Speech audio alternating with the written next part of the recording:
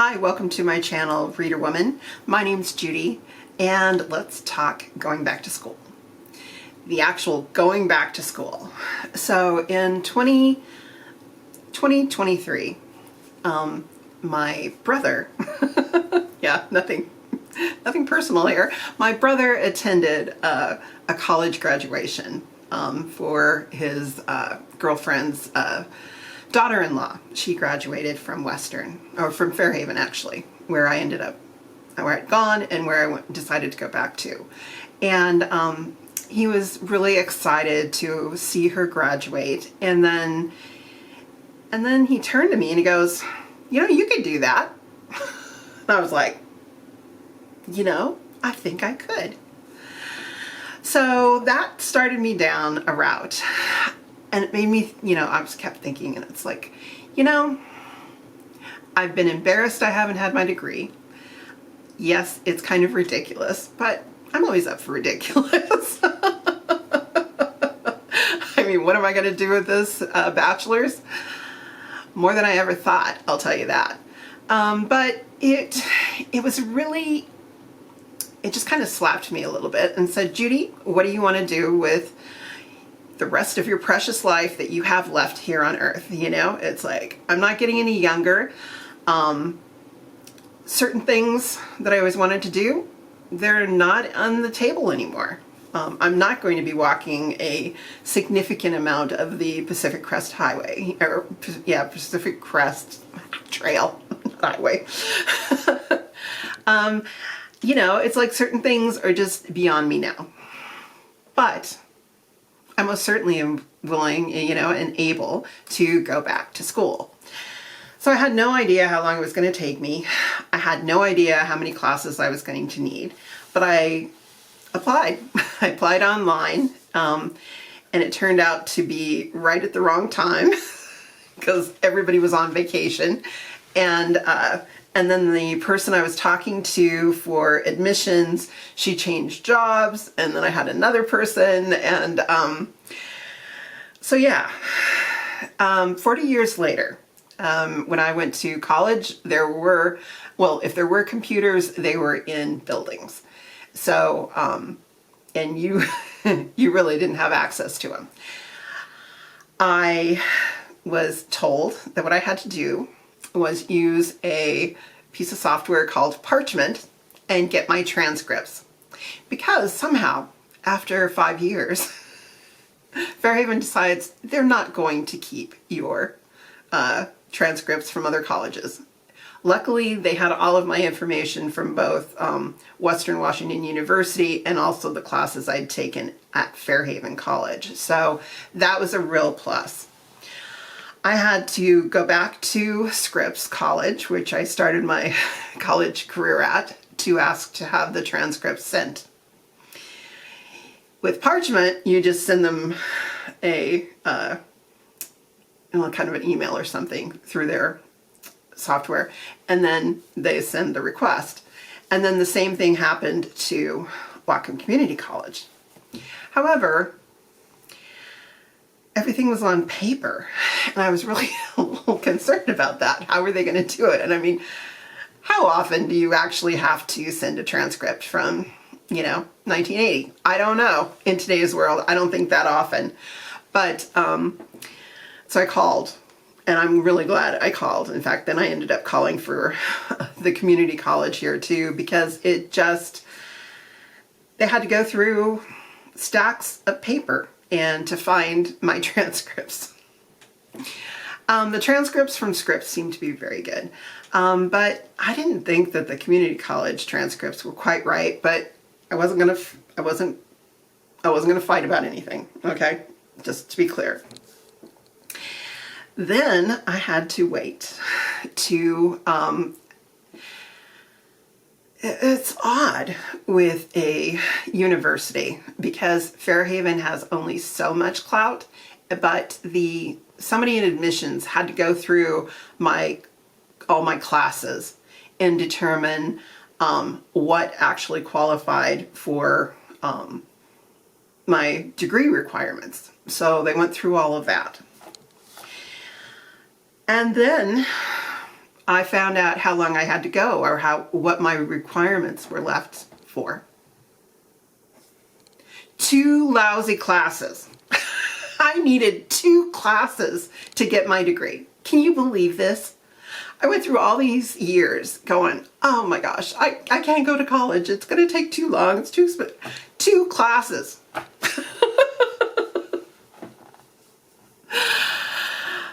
Yeah. Oh well, it's done now. But so I went in and I talked to my admissions officer and my advisor, who is also the dean. And I had decided going back, what I wanted to do was a publishing business. I wanted to start my own publishing business, and I was wanting to publish reprints. And I thought that would be very exciting, and I could get a whole library going and, you know, have a little business coming out of here. So, you know, I wrote up what I needed. You know, I had some ideas going in of what I was wanting to propose to do. And I turned that over. But then my advisor kind of turned to me and, you know, he's like, oh, this is great. I'm sure it'll be fine. But, you know, you are going to write an introduction, right? And I was like, oh, I haven't done any writing in a long time. Hadn't thought it's like, but of course to him, I was like, yes, definitely. You know, I'll add some footnotes and I'll, you know, cause I got to make this and all of a sudden it changed from being like a business to a academic pursuit. Suddenly it changed a switch for me. But to finish this admissions story, the biggest hurdle I had to do, prove that I had the measles. That whole little, you know, vaccine requirement, you know, okay. I didn't want to pay to have to get another vaccine for something I knew I'd already had. My mom had put in my baby book when I'd had the measles, and somehow they didn't accept that. I don't know why. I kind of took offense at it, but that's what they did. They said I either had to get a titer test or I had to retake the vaccine. And I decided, unfortunately, to go down the titer test. And by the time I got the test done and then got the test results and then turned it back into school, I only had like a couple of days before school started. It was really questionable whether I was going to be able to start in fall or not, even though I was not going to be on campus. I mean, this is a totally independent study thing that I was going to be working on. So, yeah. The ridiculousness of bureaucracy, you know, it's always there. Always good for a laugh in hindsight. So then I'm starting to think about what my publishing degree was going to be. And it drove me crazy because my advisor was like, well, what kind of publishing? You know, I could just tell it was like weighing on his mind, you know, it was like, are you going to be, and I didn't want to put it down as ebook publishing. I just thought that's limiting, you know, but I could tell too, he was concerned because there's, you know, magazine publishing, newspaper publishing, there's a lot of publishing. So I ended up, what it says on my degree is book publishing.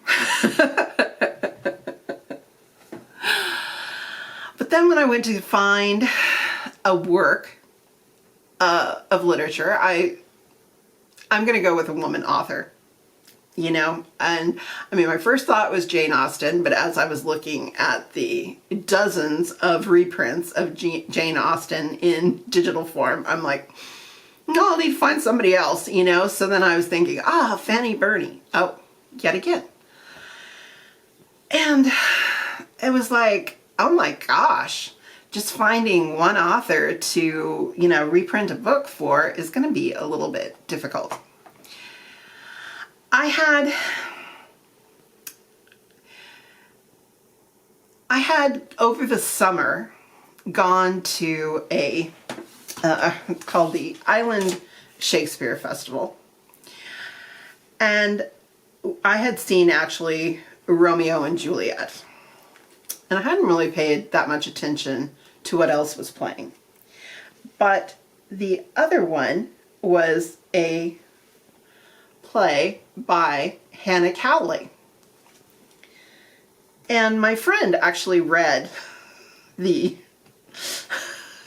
book and the catalog here, and found out that Hannah Cowley, her play had been written, oh gosh, I'm not going to be able to find it quickly. I think it was Ding Dang Dong. Oh, in 1783. And that kind of caught my attention. And it's part of the Expand the Canon, which is an organization that is dedicated to keeping women's plays alive from whenever to, I think, like the 1960s or 70s. And that got me thinking a little bit about what I wanted to do for my book project. And suddenly it went from a single author to deciding to do an anthology. And I wasn't quite sure what I wanted, where to go, but I thought to myself, an anthology. How am I ever going to sell this? At this point, I doubt if I do.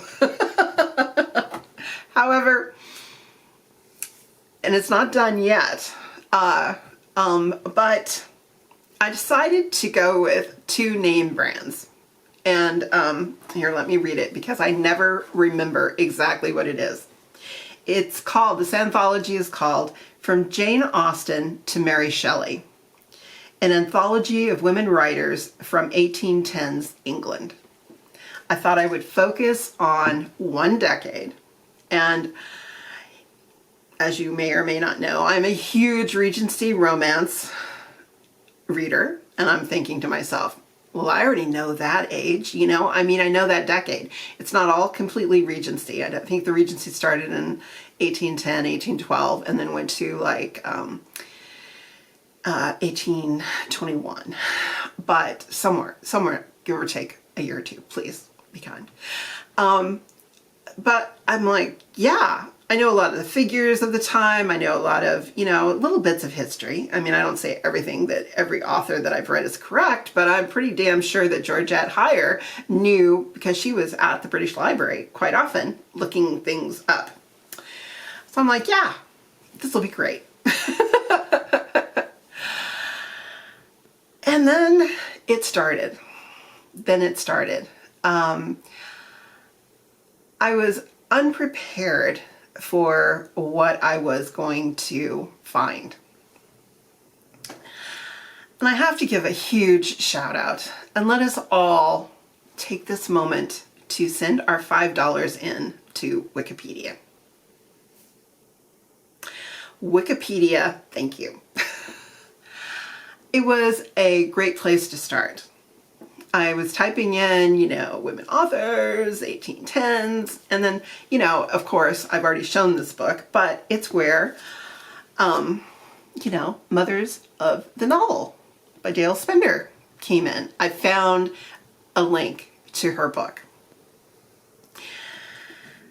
And then I looked at it and I'm like, 100 women. Interesting. Really? And So I fell down the rabbit hole. And in my anthology, I have two main sections, is how I feel. I wanted to give a play. I have two novels, obviously, because I had to put in Jane Austen and Mary Shelley. I have an educational treatise by Jane Marcotte. Oh, this will be next time. Okay, I'll get really into the book. I just don't have it all in front of me. Marcette. And suddenly it exploded. Women were writing everywhere during that decade, before and after. I don't know where this, well, I know Dale Spender will tell us the damn patriarchy has kept us from knowing our own history. Now, a lot of this is available, a lot of it not, and you're now going, what the hell does this have to do with your education? Well, it has to do with my anthology that I was writing. But it is so good. But that's where the English novel. More women were being published than men, particularly in this decade. It was common for both men and women not to attribute their own name to the first edition of their work. What they would do is, like, let's take Jane Austen, Sense and Sensibility was by a lady. And then Pride and Prejudice by the author of Sense and Sensibility. So they would list their name, their books, the book names, as their author name. And others just published under their own name. They would have multiple copies. I mean, there were over 35 editions of Jane Marcette's Conversations on Chemistry that was written for children or young adults that were printed, reprinted here, here in the US as well as England. So, and come to find out, there's all of these wonderful, I mean, I'm sure they were cutthroat, but women were printers, they were publishers, they were booksellers. There's this whole thing that is being explored, and that's the last thing I'm going to leave you with until I finish this, which I will. But that's when I discovered Women's Print History Project.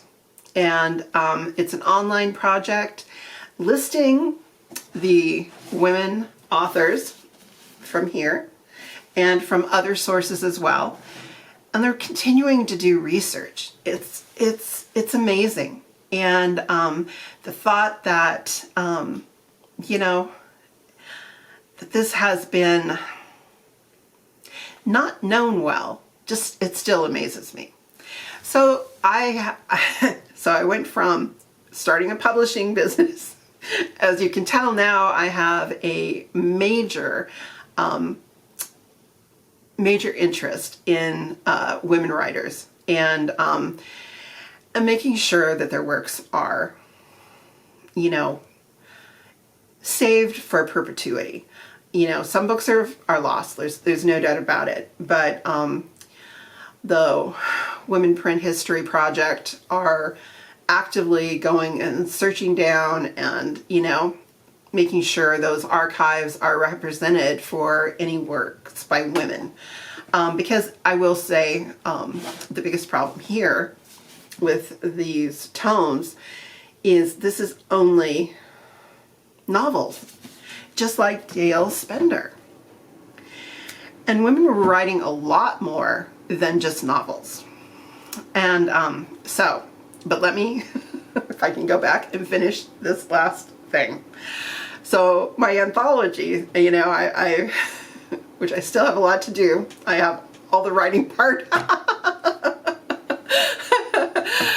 But I also have spent a great deal of time researching and going through the archives, both online and also in my new beautiful books, to find as many books written by women as I could to add to this. I guess I'd call it a bibliography that shows year by year women who had books published during that time. And so yes, I have fallen down that rabbit hole, and you know, as we all do, as we all do. All right, my camera shut me off. So I'm going to say adios, amigos, and I will be back shortly with the third part. Take care. Bye.